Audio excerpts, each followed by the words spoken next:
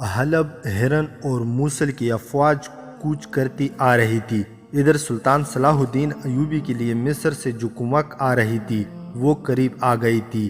تاریخ یہ دیکھ رہی تھی کہ سلطان ایوبی تک دشمن کی فوج پہلے پہنچتی ہے یا کمک۔ وہ بہت پریشان تھا، وہ محاصرے سے ڈرتا تھا۔ کمک کے بغیر محاصرہ توڑنا آسان نہیں تھا۔ اس نے دماغی قوت کا آخری ذرہ بھی اس مسئلے پر صرف کر ڈالا کہ وہ محاصرے میں آ گیا تو اتنی تھوڑی نفری سے محاصرہ کس طرح توڑے گا۔ وہ اس قدر پریشان ہو گیا کہ اس نے اپنی اعلیٰ کمان کے سالاروں سے بھی اس کا اظہار کر دیا۔ اس نے کہا، چھاپا مار دستوں کو مکمل طور پر اپنے قابو میں اور اپنی نظر میں رکھنا۔ کمک کا کچھ پتہ نہیں، محاصرے کا خطرہ ہے۔ محاصرہ صرف چھاپا مار ہی توڑ سکیں گے۔ اللہ کو جو منظور ہوگا وہ ہو کر رہے گا۔ ایک سالار نے کہا، یہ قلعہ تو نہیں جس میں محصور ہو کر ہم لڑ نہیں سکیں گے، ان چٹانوں پر ہم گھوم پھر کر لڑیں گے۔ اس رات بھی وہ اچھی طرح سو نہ سکا۔ اس کے خیمے میں قندیل جل رہی تھی۔ اس نے میدان جنگ اور اس علاقے کا جو نقشہ بنایا تھا اس کو دیکھتا اور اس پر نشان لگاتا رہا۔ اگر اس سے کوئی غیر فوجی دیکھتا تو یہی کہتا کہ وہ شطرنج کھیلنے کی مشق کر رہا ہے۔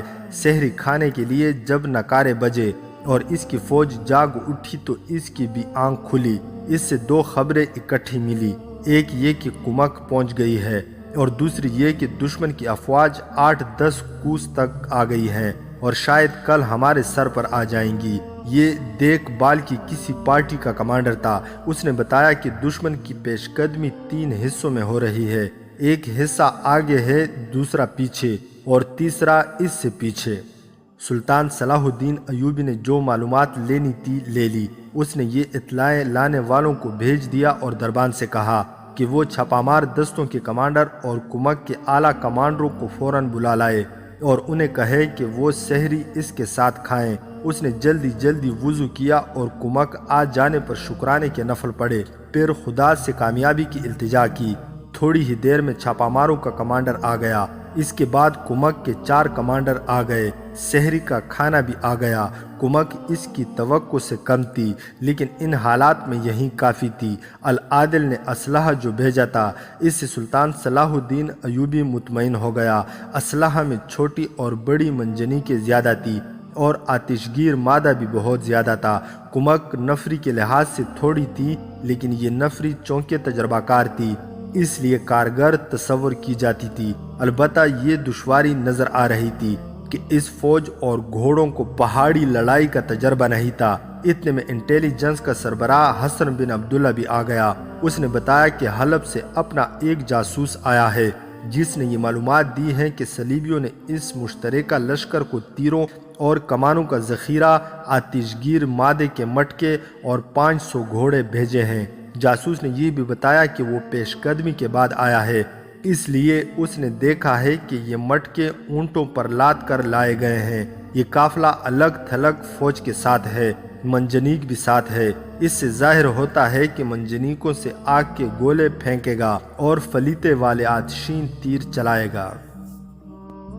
سلطان صلاح الدین ایوبی نے چھاپا مار دستوں کے اعلیٰ کمانڈر سے کہا، تمہیں سب کچھ بتایا جا چکا ہے، اپنا کام تم جانتے ہو۔ اب پہلے منصوبے میں یہ ترمیم کر لو کہ جب تک دشمن حملہ نہ کرے اس پر کہیں بھی شبخون نہ مارنا۔ اطلاع کے مطابق وہ سیدھا قرون حماد کی طرف سے آ رہا ہے۔ شبخون مارو گے تو اس کی رفتار سست ہو جائے گی۔ حملے کے بعد تمہیں معلوم ہے کہ میں جوابی حملہ نہیں کروں گا، دشمن کو میرے حملے کی توقع ہوگی اور میں حملہ سامنے سے نہیں عقب سے کروں گا۔ تمہارا کام اس وقت شروع ہوگا جب دشمن عقب کے حملے سے گھبرا کر ادھر ادھر نکلنے کی کوشش کرے گا۔ ان پہاڑیوں میں سے دشمن کا ایک بھی سپاہی نکل کر نہ جائے۔ زیادہ سے زیادہ قیدی پکڑو، مسلمان سپاہی ہیں، تمہاری قید میں آئیں گے تو حق اور باطل کو سمجھ جائیں گے۔ باقی جو ہم پہ تلوار اٹھاتا ہے اگر وہ ہمارے سپاہیوں کے تلواروں سے جو مرتا ہے اس سے مرنے سے میں روک نہیں سکتا۔ تمہارے سامنے یہ اطلاع آئی ہے کہ دشمن آتش گیر مادے کے مٹکے لا رہا ہے۔ ہونا تو یہ چاہیے کہ صحیح حالت میں ہمارے قبضے میں آ جائیں، لیکن ان سے تم ایک فائدہ اٹھا سکتے ہو۔ اپنے کسی دستے کے 10-12 منتخب چھاپاماروں کو یہ کام سونپو کہ وہ حملے کے دوران شبخون مار کر ان مٹکوں کو توڑ دیں اور آگ لگا دیں۔ دن کے وقت وہ دیکھ لیں گے کہ مٹکوں کا قافلہ کہاں ہے۔ سب سے زیادہ ضروری بات یہ ہے کہ دشمن ابھی ندی تک نہیں پہنچا۔ گھوڑوں کو پانی پلا لو اور مشکیزیں بھر لو۔ موسم سرد ہے اور یہ صحرا نہیں، پیاس سے کوئی نہیں مرے گا، پھر بھی یہ جنگ ہے اور پیاس پریشان کرے گی۔ اس سے رخصت کر کے اس نے کمک کے کمانڈروں سے کہا، تم لوگ صرف یہ ذہن میں رکھنا کہ یہ مصر کا صحرا نہیں، پہاڑی علاقہ ہے اور ٹھنڈ ہے۔ دھوپ نکلے گی اور بھاگو دوڑو گے تو گرمی آ جائے گی۔ یہاں تمہیں ضرب لگاؤ اور کسی اور طرف نکل جاؤ کا موقع ضرور ملے گا۔ تمہیں اس کی تربیت دی گئی ہے، لیکن یہاں خیال رکھنا کہ تمہارے لیے زمین محدود ہے۔ صحرا میں تو کئی کوس کا چکر کاٹ کر دشمن کے اوپر آ سکتے ہو اور تمہیں اپنی چال دہرانے کے لیے لامحدود میدان مل سکتا ہے۔ یہاں میں نے دشمن کو جس جگہ گھسیٹ کر لانے کا بندوبست کیا ہے وہ میدان ہی ہے، لیکن محدود ہے۔ وقت نہیں کہ تمہیں چٹانوں اور ٹیکریوں سے متعارف کرایا جائے، اس لیے اپنی عقل استعمال کرنا، تیر اندازوں کو چٹانوں پر رکھنا، گھوڑوں کو ٹیکریوں پر نہ لے جانا، جلدی تھک جائیں گے، ہمارے گھوڑے کچھ عادی ہو گئے ہیں۔ اس نے کمک کو محفوظہ کے طور پر رکھ لیا اور کمانڈروں کو اپنی اعلیٰ کمان کے سالاروں کے سپرد کر دیا۔ ان سالاروں کو جنگ کا پلان دیا جا چکا تھا۔ وادیوں میں صبح کی اذان کی کئی مقدس آوازیں گونج رہی تھی۔ سلطان ایوبی نے غسل کیا، اپنی تلوار نیام سے نکالی، اس کی چمک اور دھار دیکھی اور جذبات اچانک ابل پڑے۔ اس نے تلوار دونوں ہاتھوں پر رکھی، قبلہ رو ہو کر ہاتھ اٹھائے، آنکھیں بند کر کے اس نے خدا کو پکارا، خدائے ذوالجلال، تیری خوشنودی اسی میں ہے کہ مجھے شکست دے تو میں اس ذلت کے لیے تیار ہوں، فتح دے تو تیری ذات باری کا شکر ادا کروں گا۔ آج میں تیرے رسول صلی اللہ علیہ وآلہ وسلم کے نام لیواؤں کے خلاف لڑ رہا ہوں۔ اگر یہ گناہ ہے تو مجھے اشارہ دے کہ میں اپنی تلوار اپنے پیٹ میں اتار دوں۔ میں ان بچیوں کی روح کی پکار پر آیا ہوں جن کی عصمتیں صرف اس لیے لٹ گئی ہیں کہ وہ تیرے رسول صلی اللہ علیہ وآلہ وسلم کی امت سے تھی۔ مجھے تیرے وہ بے بس بندے پکار رہے ہیں جو مسلمان ہونے کی وجہ سے کفار کے ظلم و تشدد کا نشانہ بنے ہوئے ہیں۔ میں تیرے عظیم مذہب کی عظمت اور عصمت کی حفاظت کے لیے صحراؤں، جنگلوں اور پہاڑیوں میں بھٹکتا پھر رہا ہوں۔ میرے رسول صلی اللہ علیہ وآلہ وسلم، میرے رسول صلی اللہ علیہ وآلہ وسلم مقبول۔ میرے سچے ذوالجلال، میں آپ کے قبلہ اول کو آزاد کرانے چلا تھا۔ رسول صلی اللہ علیہ وآلہ وسلم کی امت میرے راستے میں آ گئی ہے۔ مجھے اشارہ دو کہ ان کا خون بہانا مجھ پر حلال ہے یا نہیں۔ میں گمراہ تو نہیں ہو گیا؟ مجھے اپنے نور کی روشنی دکھاؤ۔ اگر میں حق پر ہوں تو ہمت اور استقلال عطا فرما۔ اس نے سر جھکا لیا اور بہت دیر اسی حالت میں کھڑا رہا، پھر اچانک تلوار نیام میں ڈال لی اور باہر نکل گیا۔ اس کے قدموں میں کچھ اور ہی شان تھی۔ وہ اس جگہ چلا جا رہا تھا جہاں اس کے مرکز اور اعلیٰ کمان کے کمانڈر اور دیگر افراد باجماعت نماز پڑھا کرتے تھے۔ جماعت کھڑی ہو رہی تھی۔ وہ پچھلی صف میں کھڑا ہو گیا۔ اس کے ایک طرف اس کا باورچی اور دوسری طرف اس کے کسی کماندار کا اردلی کھڑا تھا۔ نماز سے فارغ ہو کر سلطان صلاح الدین ایوبی کرون حماد کی طرف روانہ ہو گیا۔ راستے میں اس سے باری باری 4 قاصد ملے اور زبانی پیغام دیے۔ یہ دیکھ بال کی پارٹیوں کے قاصد تھے جو ہرن، حلب اور موصل کی مشترکہ فوجوں کی نقل و حرکت اور سرگرمیوں کی خبریں لائے تھے۔ یہ سلسلہ دن رات چلتا رہتا تھا۔ سلطان صلاح الدین ایوبی نے قاصدوں کو رخصت کر دیا۔ اس کے ساتھ سالار شمس الدین تھا۔ اس کے بھائی سالار شاد بخت کو اس نے کسی اور طرف متعین کر دیا تھا۔ دشمن کے متعلق جو خبریں مل رہی ہیں، ان کے متعلق آپ کا کیا خیال ہے؟ شمس الدین نے پوچھا۔ کیا ہم اتنی تھوڑی فوج سے اتنے بڑے لشکر کا مقابلہ کر سکیں گے؟ میرے لیے یہ کوئی مسئلہ نہیں کہ دشمن کتنا لشکر لایا ہے اور میرے پاس کیا ہے۔ سلطان صلاح الدین ایوبی نے جواب دیا، میں پریشان اس پر ہوں کہ دشمن حملہ کیوں نہیں کرتا۔ میرے ان مسلمان بھائیوں کے پاس صلیبی جاسوس ہیں۔ کیا صلیبی اتنے اناڑی ہو گئے ہیں کہ انہیں یہ بھی معلوم نہیں ہو سکا کہ مصر سے میری کمک آ رہی ہے اور میں کمک کے بغیر لڑ نہیں سکتا۔ اگر دشمن سرگرم ہوتا تو میرے تمام مسئلے حل ہو جاتے۔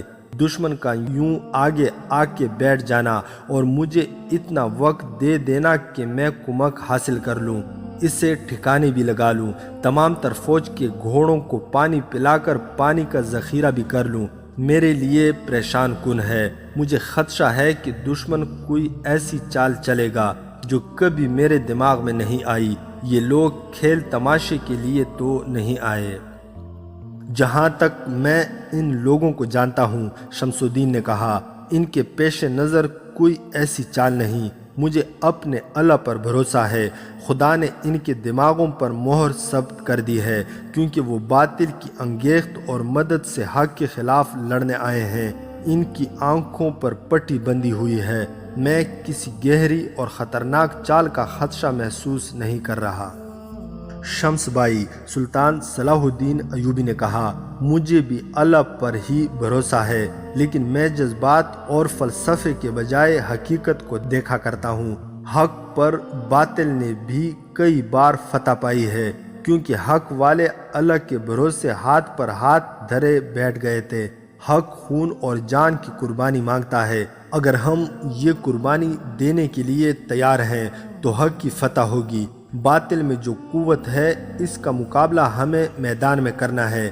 ہمیں حقائق پر نظر رکھنی ہے، اپنی پوری صلاحیتیں اور جسم کی تمام تر طاقت استعمال کرنی ہے۔ اس کے بعد کے نتائج اللہ پر چھوڑ دو، اپنے آپ کو خوش فہمیوں میں مبتلا نہ کرو۔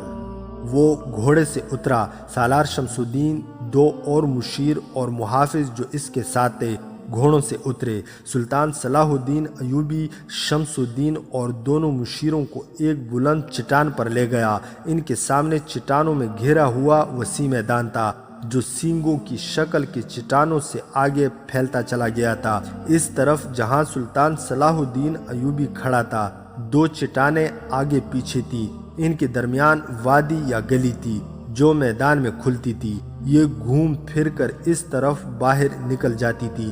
میدان میں چٹانوں کے ساتھ ساتھ سینکڑوں چھوٹے بڑے خیمے کھڑے تھے۔ ایک طرف اس فوج کے گھوڑے بندھے تھے جو خیموں میں تھی۔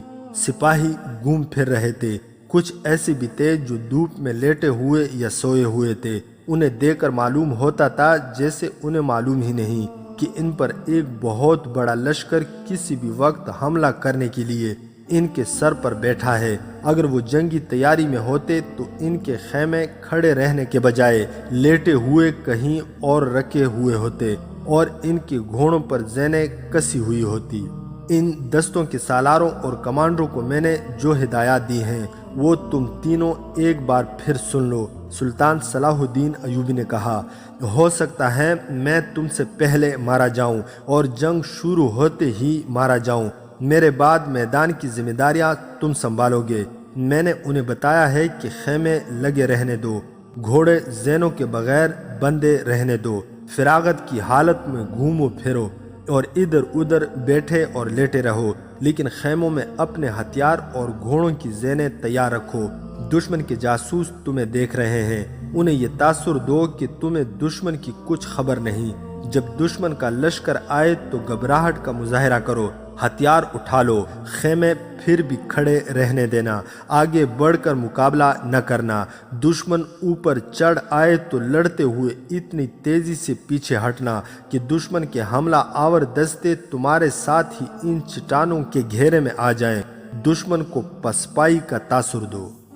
سلطان صلاح الدین ایوبی نے دو متوازی چٹانوں کے درمیان گلی کی طرف اشارہ کر کے کہا، میں نے ان دستوں کو بتا دیا ہے کہ اس گلی میں آ کر پیچھے کو نکل جائیں۔ انہیں جہاں اکٹھا ہونا ہے وہ جگہ بھی انہیں بتا دی۔ اس نے وہ جگہ اپنے رفیقوں کو بتا کر کہا، ان دستوں کو دشمنوں کے عقب میں جانا ہوگا۔ ان چٹانوں پر میں نے دشمن کے استقبال کا جو بندوبست کر رکھا ہے وہ تمہیں معلوم ہے۔ یاد رکھو میرے دوستو، ہمیں یہاں کوئی علاقہ اور کوئی قلعہ فتح نہیں کرنا، ہمیں دشمن کو بے بس اور بیکار کرنا ہے تاکہ وہ ہمارے راستے سے ہٹ جائے۔ مجھے اپنے مسلمان بھائیوں کو دشمن کہتے ہوئے شرم آتی ہے، مگر حالات کا تقاضا یہی ہے کہ میں انہیں ہلاک نہیں کرنا چاہتا۔ میں نے احکام جاری کر دیے ہیں کہ زیادہ افراد کو زندہ پکڑو اور جنگی قیدی بناؤ۔ میں انہیں تلوار سے زیر کر کے اخلاق سے ذہن نشین کراؤں گا کہ تم مسلمان سپاہی ہو اور تمہارے بادشاہ تمہارے مذہب کے دشمن کے ہاتھوں میں کھیل رہے ہیں۔ کسی قوم کو مارنا ہو تو اس میں خانہ جنگی کرا دو، سالار شمس الدین نے کہا۔ صلیبیوں نے کامیابی سے یہ حربہ استعمال کیا ہے۔ مسلمان قوم کی مثال بارود کی سی ہے، سلطان صلاح الدین ایوبی نے کہا۔ یہ قوم جذباتی ہوتی چلی جا رہی ہے۔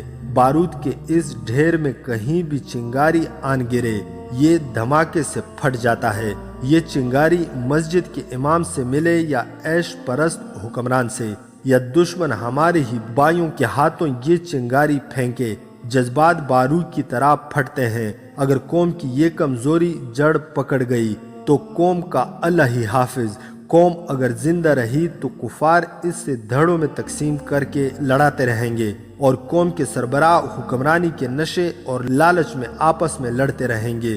یہ جو تین فوجیں اپنی ہی قوم کے خلاف یلغار کر کے آئی ہیں، ان کے سربراہ اکٹھے ہوئے بھی ایک دوسرے کے دشمن ہیں۔ وہ ایک دوسرے کو دھوکہ فریب دے کر سلطنت اسلامیہ کے بادشاہ بننا چاہتے ہیں۔ میں ان لوگوں کے دماغوں سے بادشاہی کا کیڑا نکال کر قوم کو رائے راست پر لانے کی فکر میں ہوں۔ میرے پیش نظر اسلام کا تحفظ اور فروغ ہے۔ قرون حماد سے تھوڑی ہی دور ہرن کا قلعے دار کو مشتگین، جس نے خود مختاری کا اعلان کر دیا تھا، اپنے سالاروں اور چھوٹے بڑے کمانڈروں کو اکٹھا کر کے کہہ رہا تھا، صلاح الدین ایوبی صلیبیوں کو شکست دے سکتا ہے۔ وہ جب تمہارے سامنے آئے گا تو لومڑی کی ساری چالیں بھول جائے گا۔ وہ ہم میں سے نہیں، وہ کرد ہے۔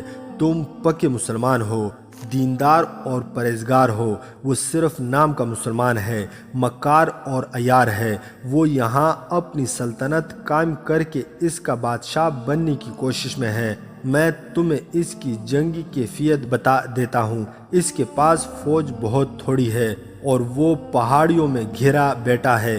تھوڑی ہی دیر پہلے جاسوسوں نے مجھے اطلاع دی ہے کہ اس کی فوج خیموں میں آرام کر رہی ہے اور ان کے گھوڑے بھی تیاری کی حالت میں نہیں۔ اس کی وجوہات دو ہو سکتی ہیں، ایک یہ کہ اسے یقین ہے کہ ہم اسے شکست نہیں دے سکتے، دوسری یہ کہ اسے یہ خوش فہمی بھی ہو سکتی ہے کہ ہم اس پر حملہ نہیں کریں گے۔ وہ شاید صلح کے لیے ہمارے پاس ایلچی بھی بھیجے گا۔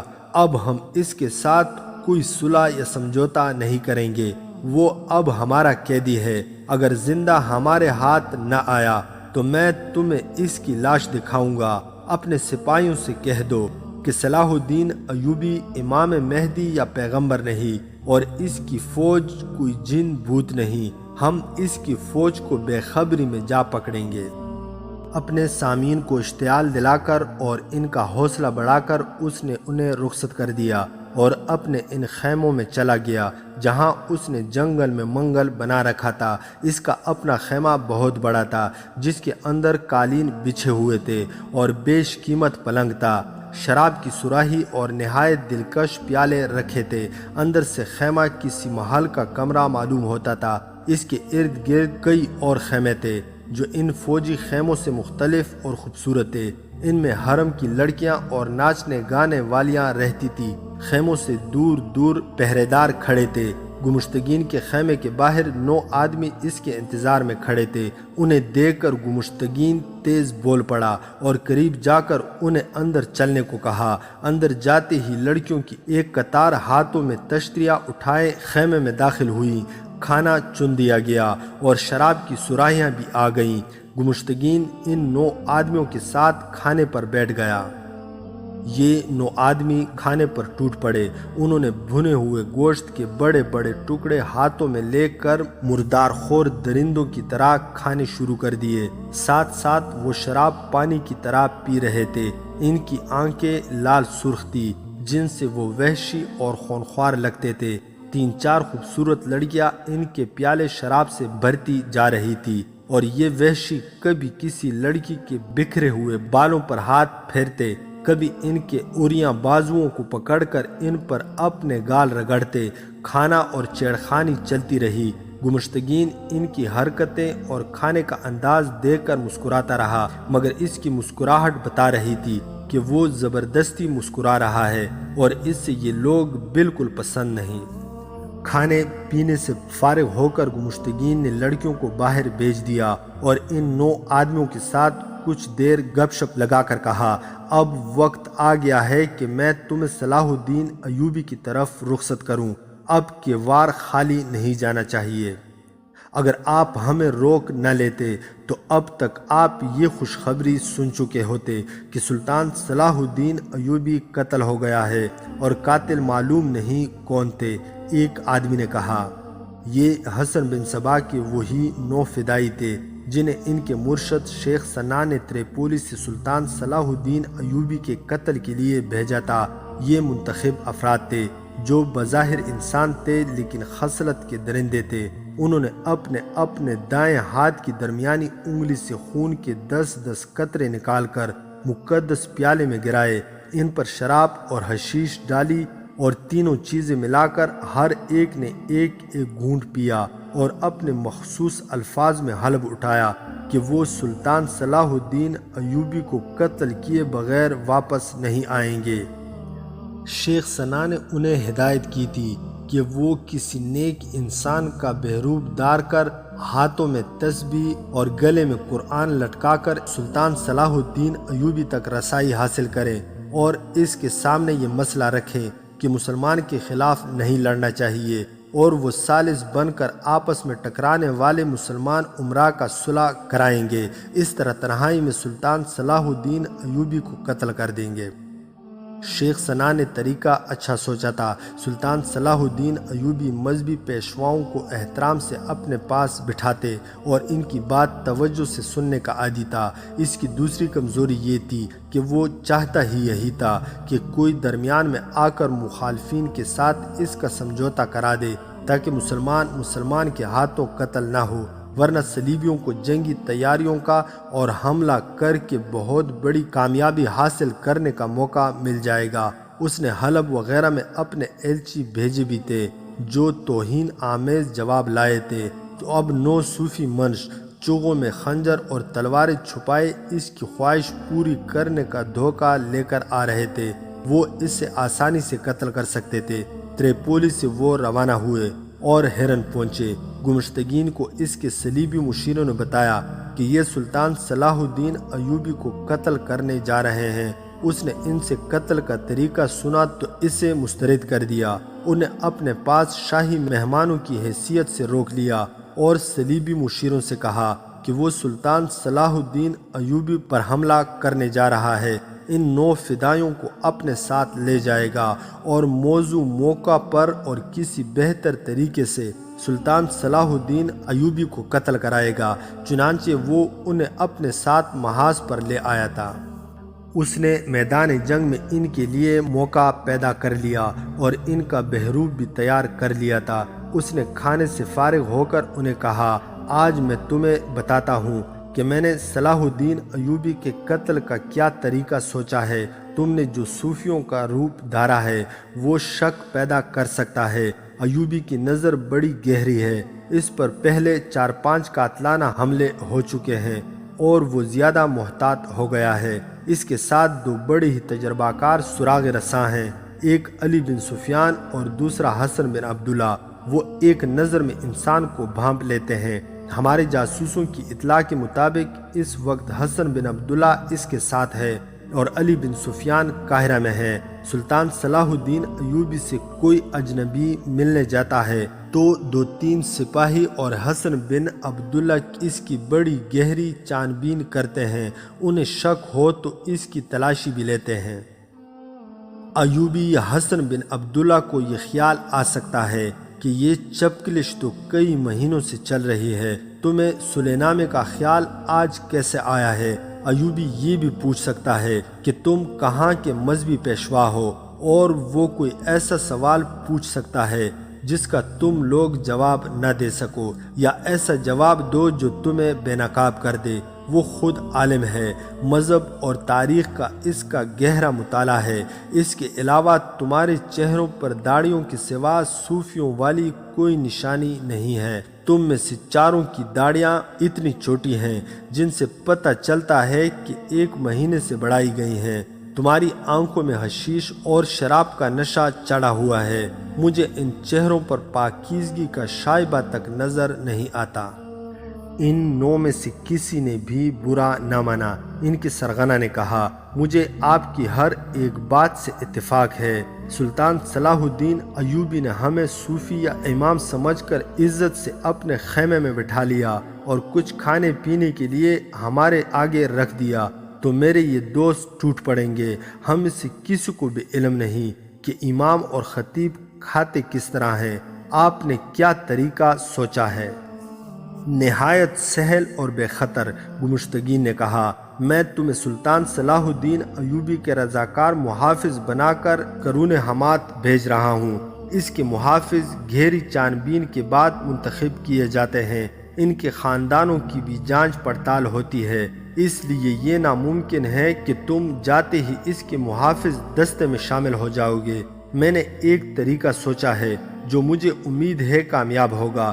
جاسوس نے بتایا کہ دمشق کے لوگوں میں ہمارے خلاف اور سلطان صلاح الدین ایوبی کے حق میں اتنا جوش و خروش اور جذبہ پایا جاتا ہے کہ وہ رضاکارانہ طور پر محاذ پر آ رہے ہیں۔ وہاں جس سے دیکھو تیغ زنی اور تیر اندازی کی مشق کر رہا ہے۔ مجھے معلوم ہوا ہے کہ ایوبی ان رضاکاروں کو باقاعدہ فوج میں تو نہیں رکھتا، دوسرے کاموں کے لیے رکھ لیتا ہے۔ میں اس فضا سے فائدہ اٹھا رہا ہوں۔ اس نے الگ رکھا ہوا لکڑی کا ایک بکس کھولا، اس میں کپڑے تھے۔ اس نے فدائیوں سے کہا، تم سب یہ لباس پہن کر صلاح الدین ایوبی کے پاس جاؤ گے۔ یہ اس کے محافظ دستے کا مخصوص لباس ہے۔ تم میں سے ایک آدمی کے ہاتھ میں ایوبی کا جھنڈا ہوگا، باقی 8 کی برچیوں کے ساتھ اس کی فوج کی جھنڈیاں ہوں گی۔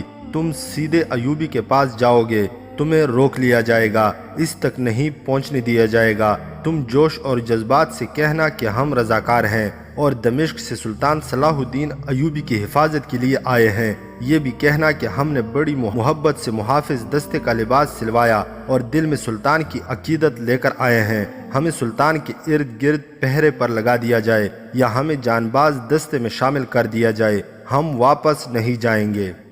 تمہیں صلاح الدین ایوبی تک جانے نہیں دیں گے۔ تم ضد کرنا اور کہنا کہ ہم اتنی دور سے عقیدت اور جذبات سے آئے ہیں، ہم سلطان سے ملے بغیر نہیں جائیں گے۔ میں تمہیں یقین دلاتا ہوں کہ وہ جذبے کی بہت قدر کرتا ہے، تم سے ملے گا ضرور۔ برچیاں تمہارے ہاتھوں میں ہوں گی، اگر وہ باہر ہوا تو گھوڑوں سے اترنا نہیں، قریب جا کر گھوڑوں کو ایڑ لگا دینا اور اس کا جسم برچیوں سے چلنی کر کے نکلنے کی کوشش کرنا۔ تم سب نے جان کی بازی لگانے کا حلف اٹھایا ہے، لیکن مجھے امید ہے تم سب نکل آؤ گے۔ مجھے پوری توقع ہے کہ اپنے سلطان کو زخمی حالت میں دے کر محافظوں میں افراتفری مچ جائے گی، پیشتر اس کے کہ وہ سمجھ پائیں کہ یہ کیا ہوا ہے۔ تم ان کے تیروں کی زد سے نکل آؤ گے۔ میں تمہیں عرب کی اس نسل کے گھوڑے دے رہا ہوں جن کے تعاقب میں ہوا بھی نہیں پہنچ سکتی۔ طریقہ بہت اچھا ہے، فدائی قاتلوں کے سرغنہ نے کہا۔ ہمارے وہ ساتھی بدبخت، اناڑی اور بزدل تھے جو اس سے سوتے وقت بھی قتل نہ کر سکے۔ اس کے ہاتھوں مارے گئے اور جو زندہ رہے وہ پکڑے گئے۔ اب ہم جا رہے ہیں، اگر اس کا سر کاٹ کر نہ لا سکے تو آپ یہ خبر ضرور سنیں گے کہ سلطان صلاح الدین ایوبی قتل ہو گیا ہے، اور اگر ہم اس سے قتل کر آئے تو۔ ایک فدائی نے حرم کی لڑکیوں کے خیموں کی طرف اشارہ کر کے اور شیطانی مسکراہٹ سے کہا۔ گمشتگین شیطان کی مسکراہٹوں کو اچھی طرح سمجھتا تھا۔ اس نے ایسی ہی مسکراہٹ سے کہا، تم میں سے جو زندہ آئیں گے اور صلاح الدین ایوبی کو قتل کر کے آئیں گے، انہیں میں ایک ایک خیمے میں داخل کر دوں گا تمہیں جو انعام صلیبی دیں گے اس سے اتنے زیادہ زر و جواہرات میں دوں گا جو تم نے کبھی خواب میں بھی نہیں دیکھے، اور تم میں سے جو آدمی صلاح الدین ایوبی کا سر کاٹ کر لائے گا اس سے اس کی پسند کی 2 لڑکیاں ہمیشہ کے لیے دوں گا۔ فدائیوں نے وحشیوں کی طرح چیخ چیخ کر کہکے لگانے شروع کر دیے۔ گمشتگین نے بڑی مشکل سے انہیں خاموش کیا اور کہا، آؤ تمہیں وہ راستہ بتا دوں جو دمشق سے قرون کی طرف آتا ہے۔ تم یہاں سے دور کا چکر کاٹ کر دمشق کے راستے پر پہنچو گے، لیکن خیال رکھنا کہ راستے میں کوئی بھی پوچھے کہ تم کون ہو اور کہاں سے آئے ہو تو یہی بتانا کہ تم دمشق سے آئے ہو اور محاذ پر جا رہے ہو۔ راستے میں تمہیں صلاح الدین ایوبی کے جاسوس اور چھاپا مار ملیں گے۔ تمہیں آج ہی رات روانہ ہونا ہے۔ آج ہی رات؟ ایک فدائی نے پوچھا، کل دن کو نہ جائیں؟ اتنا وقت نہیں، گمشتگین نے جواب دیا، تمہارا چکر بہت لمبا ہے، 2 دنوں بعد منزل پر پہنچو گے۔ گھوڑوں کو آرام دیتے جانا، ورنہ تھکے ہوئے گھوڑوں سے وہاں سے باغ نکلنا دشوار ہو جائے گا۔ گمشتگین نے بکس سے کپڑے نکال کر انہیں کہا کہ یہیں پہن لو۔ اس نے دربان سے کہا کہ وہ 9 گھوڑے لے آؤ جو میں نے الگ کروا رکھے ہیں۔ آدھی رات کے بعد 9 گھڑ سوار گمشتگین کے کیمپ سے دور اس سمت جا رہے تھے جدھر دمشق سے قرون حماد کو راستہ جاتا تھا۔ اگلے گھڑ سوار کے پاس سلطان صلاح الدین ایوبی کا جھنڈا تھا اور باقی 8 کی برچیوں کی انیوں کے ساتھ چھوٹی چھوٹی جھنڈیاں بندھی تھیں۔ داستان ایمان فروشوں کی اگلی قسط آپ لوگ ہماری نیکسٹ ویڈیو میں ملاحظہ کر سکتے ہیں۔ مزید حقیقی اور تاریخی واقعات کے لیے اس چینل کو سبسکرائب کرنا نہ بھولیے گا۔